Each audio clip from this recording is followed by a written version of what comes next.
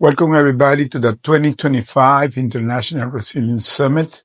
Thank you for having me here in this event. I'm going to be talking about diplomacy in chains, a survivor lessons of unbreakable resilience.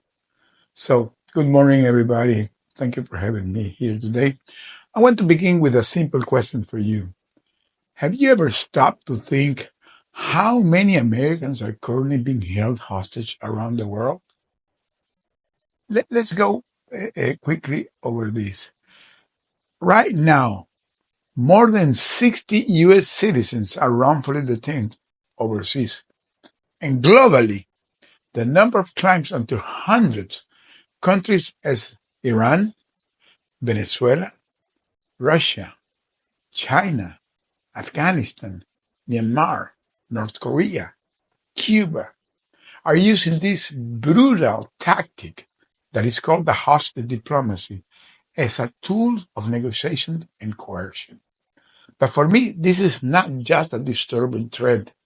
This is very personal. My name is Jose Pereira, and I served as a CEO of Citgo Petroleum here in the U.S., the big oil and gas company that has more than 6,000 gas stations across the U.S. with more than 2,000 uh, kilometers of pipelines and more than 48 terminals all over the U.S. So I was the CEO of the company. In November 2017, I was ready to get retired after my 35 years of working in that company. And because that company belongs to the Venezuelan government, I thought it was time to get retired. But I was called to a last minute meeting in Caracas, Venezuela. And I traveled to Caracas, Venezuela. And I did a presentation, with a standing ovation. And when I was finishing, I was saying, wow, what a way to finish your career, my friend. 35 years of successful career. You're the CEO of an international company. And now here in this crowd, more than 1,000 people standing ovation because you did a great job. So minutes after, I was taken without no warning, without no warrant, without no reason. 20 guards from the counterintelligence police of that country took me and my other 5 colleagues, and we were accused to be other false charged American spies and have committed treason to the country, and have made corruption, etc., etc., etc. And that's the way I became part of the well-known Citgo 6.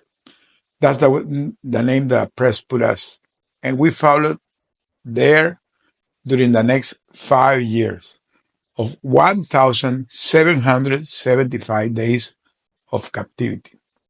So I experienced illness. I suffered a heart attack. I missed birthdays. I missed holidays. And a birth of a grandchild. I was silenced. I was isolated. I was forgotten by the system. And yet in that darkness, I found the light. What helped me survive wasn't just the strength. It was the routine. It was being focused. It was the mindset. It was the resilience. And I woke up each day and gave thanks because I began to have faith. I became a man of God. I began to pray. I was exercising. I was writing. I decided, because I didn't have communication with my wife, no phone communication. My wife was in the US, I was in Venezuela. So I took the risk and I began to write, and I began to smuggle letters in the trash cans that I was sending back, because they began to send me food. There was no food in Venezuela. I lost 100 pounds. I was starving.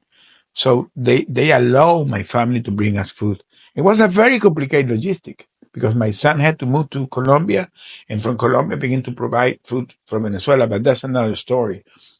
And I began to smuggle letters, thousands of letters we smuggled during the next 3 years in the false bottom of the trash can, and that's how I got connected to my family.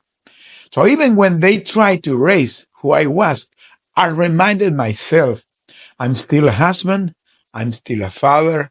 I'm still a leader. And most of all, I'm a child of God. There's something powerful about choosing to believe, especially when everything around you says you have to give up. Stick to the routine, stay focused, stay positive, take care of your body, guard your mind, hold fast on your faith, because God never let me down. There's a scripture that carries me through those years. That was the book of Isaiah 40:31.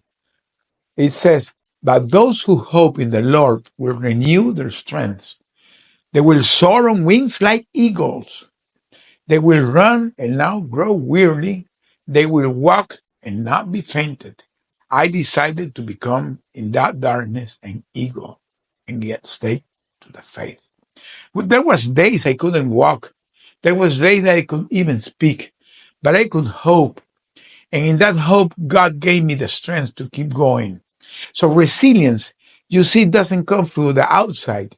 It comes from the deep inside of you, because that resilience is rooted in the mindset, in your faith. It's rooted in the determination. It's rooted in your hope. It's that unwavering choice to not let your circumstance mark you down. It's that voice inside you that says, I'm not gonna give today. During my final year of captivity, something shifted. There came a U.S. ambassador to visit us, the same man who was negotiating our release with the Venezuelan regime. And after his visit, I felt a strong certainty that in my spirit that my freedom was near. So I called my wife. By the time I had communication, I called my wife here in the U.S. and I asked her to speak to the person that was handling my logistic. And I asked to bring me a small carry-on bag with clothes for more or less 1 week. And she puzzled me and she said, why? And I told her, because I know, I'm convinced we're going to be released. I don't know when, I don't know how, but this is coming. When I received that carry-on, I placed it in a corner of my cell. And every single morning, I look at it and said to it loudly, be ready because you're going to be going with me. That carry-on became my luggage. It became my symbol. It became my anchor of my faith. It was my anchor of my hope. It wasn't just about being ready to walk with a cell with that luggage. It was a message to myself that no matter what, I had the promise that I will go. So there is a deep metaphor that I want to share with you behind this. Because normally we carry on our burdens. It's a heavy luggage that is full with fear, is full with trauma, is full with doubt, and it's full with disappointment. And you carry on in your shoulder. So take it and give it to him. But I learned that you don't have to carry on that by yourselves, because you give that luggage to God. You lay it in his feet, and instead you take your small carry-on. It's a small bag. It's your carry-on. Let the bag represent your dreams. That's your purpose. That's your future. Speak to it, believing in it, prepare for it, and that will create your faith. Every time I said, you're going to go with me, it wasn't just talking to the suitcase. I was affirming my vision. I saw myself free long before it happened. It took 1 year. And 1 year after, one day they opened the door and said, go, that you are gone. So I said to you, don't focus when you are today. Focus where you want to be. So that's what that faith looks like in motion. And I kept saying this until October 2022, the final I went through. So through that, I could experience, I developed what I now call my 4X tool for an unbreakable resilience. What that means, that if you are going to any circumstance in your life, you need to have 4 tools. You need to have the resilience. You need to have the determination. You need to have that adaptability, and you need to have that leadership. Resilience. We're talking here in a summit about resilience. Resilience is that inner decision. It's very deep rooted inside you that will not let you hardship define you. Resilience is that force that says, I will never give up. No matter how much times I fall, I will stand up, and I step up better. I will learn from the failures, and those setbacks will become my comebacks. Because that's what resilience is. That's where you will find that inner force that will unleash your unbreakable resilient spirit. The determination. The determination is that fuel that you have inside, that fuel that keep you moving on. That no matter what is your circumstance, no matter where you're going through, you will always go through it. Because it's that refusal to quit. It's when your spirit is tested, but it's when you say, this is not gonna let me down. I'm not gonna be marked by my circumstance. The other tool is your adaptability. During my captivity, can you imagine how I had to be adapted to the situations? I needed to get adapted to what I was going through. Every day was a changing thing. And that's how life is. You need to get adapted to any circumstance and keep moving. Because that determination will make you keep moving, will give you the gas to move. The resilience will let you stand up, but that adaptability will let you adapt to any situation, will be the ability to pivot without losing your identity. Because even that you are adapting, you know who you are. You stick to your beliefs, that you adapt to the situation. And then comes the leadership. I always did leadership positions. I did 35 years in the oil and gas. I did tons of leadership positions. But that for me was not the true leadership, because the leadership doesn't come from the boardroom, come from the live classrooms. And that's my story. So I want to challenge you. What will happen if you're pushed from your comfort zone?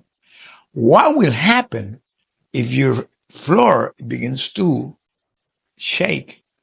What will happen if everything beside you begins to crumble? Where will be your leadership? Because the real leadership is tested when those situations are happening. So that was happened to me. I tested my real leadership during my hostage situation. I needed to learn how to survive. I needed to learn how to adapt. I needed to learn how to get determined, how to get focused, how to maintain myself positive, even in the darkest moment. Because when you're in that dark moment, during the solace of the silence, sometimes the silence can be your worst nightmare, but at the same time can be your best companion. Because now you have chance to be talking to yourself and talking to God and talking to the Holy Spirit, because you have time to repent. You have time to see the picture of your life. You have time to see where you failed and the thing that you will do better when this is finished, because now you're convinced that you're going to be released, because that's what the resilience does. It keeps you stick to that face, that very face, that you're going to be freed no matter what circumstance you're going in your life. Those principles is what makes you the life preserve. And I use it for survival, but you can use it in your life. You can use it in your business. So if you're hearing this, I'm talking to you. I'm talking to you that are going through things in life. I'm talking to you that are having struggles in your business.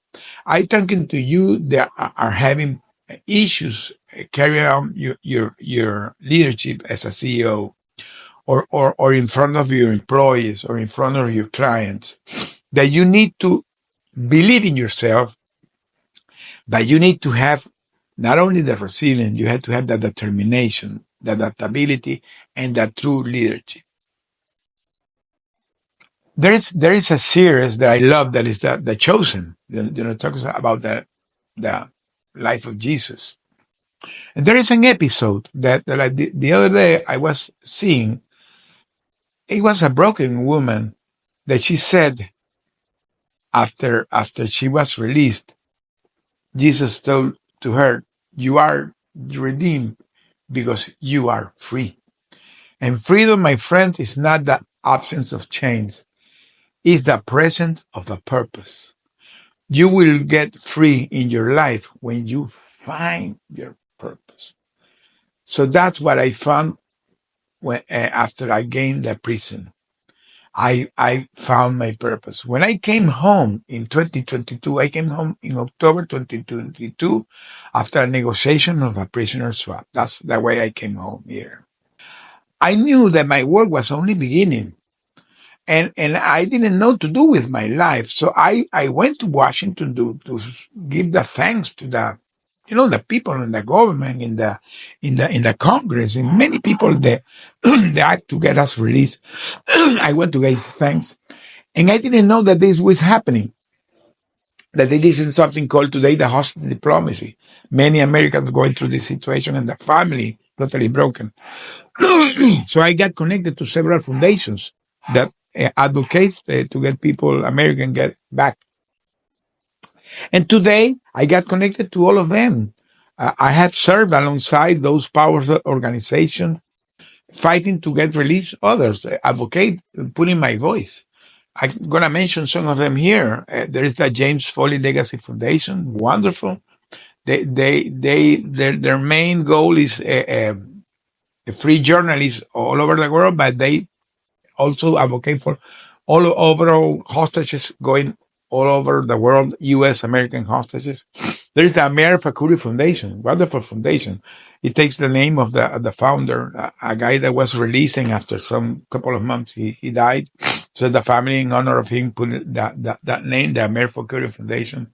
Hostage Aid Worldwide, wonderful foundation that advocates for hostages all over the world. The Bring Our Family Home campaign, that I'm very proud that my family was one of the founders family of that campaign. It's a family campaign that advocates to bring their family home. The Richardson Center, wonderful center that has the name of the former ambassador Bill Richardson. That he passed, but he left his legacy doing fringe diplomacy to bring people back. Hosted U.S., great foundation also that works and bringing American back. And there are another one of them, Lantos Foundations, House of Freedom, some of them. And there's a special office in the U.S. today, that the U.S. Special Presidential Envoy for Hostage Affairs is called the SPIHA office. It was run by years by the ambassador Roger Carson. Today there's a new ambassador there. And there is an act that today protects the hostage. That is the Robert Levinson Hostage Recovery and Accountability Act. That is the umbrella that protects the hostage. So even though every year they do what they call the Hostage Awareness Week, where all these foundations gather together to amplify the message, to raise awareness, to bring Americans back. This year, this Hostage Awareness Week is going to be done between April 21 to May 2, and are joined by all the hostage family or former hostage survivors like me. And I will be joining there. They're going to do the two wonderful galas, the Foley Foundation Gala and the Hostage U.S. Gala. They're going to unveil a mural in the Georgetown area with the new faces for people that unfortunately are still hostage. I was one of the faces in that mural, in the original mural.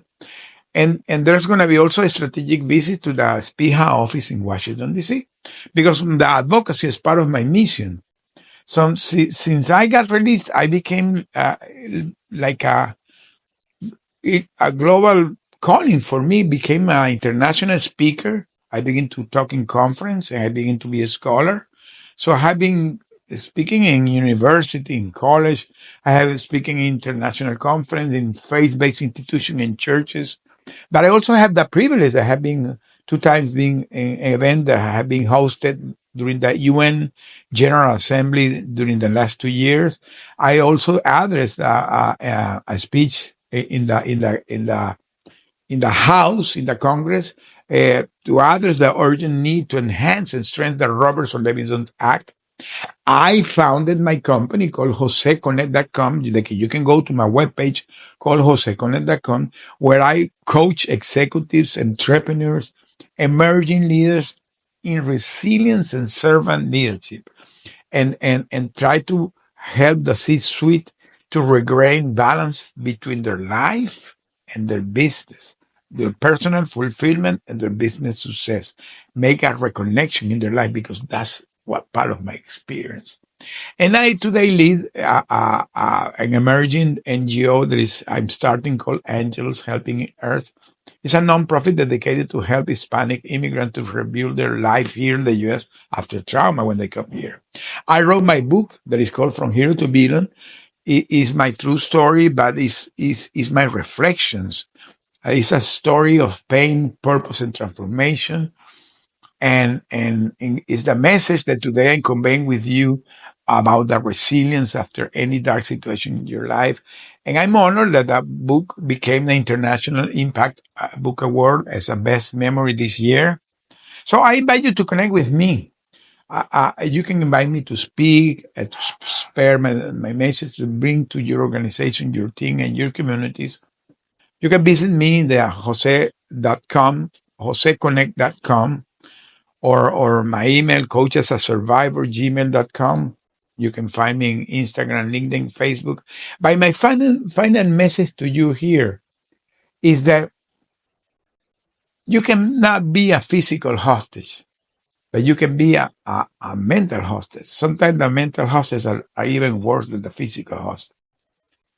They can change your body, but they can never imprison your purpose.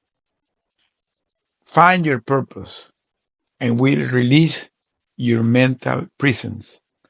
You will unlock those chains and you will be freed. When you find your purpose, when you follow your purpose, when you visualize your purpose, even though any situation you're going today, when you decide to see you where you want to be, and you get stick to the faith and you walk with the grace of God, you will find your purpose and you will be freed. So resilience is not only a word. It's something that is rooted deeply inside you. But you need to believe in you and you need to believe in Him. And this is a very personal choice. My question to you here today is, are you want to do this or you want to stay where you are today? So thank you very much for hearing me. Thank you, the World Resilience Summit, to having me here. And again, if you want to connect with me, JoseConnect.com. I'm here to tell you that I'm a life testament, a life testimony, that even if you have gone to any dark situation in life, you can always survive. You can always overcome it, because you have that internal, unbreakable leadership spirit inside you. But what we have to do is unleash it with the help of Him. Thank you very much for here.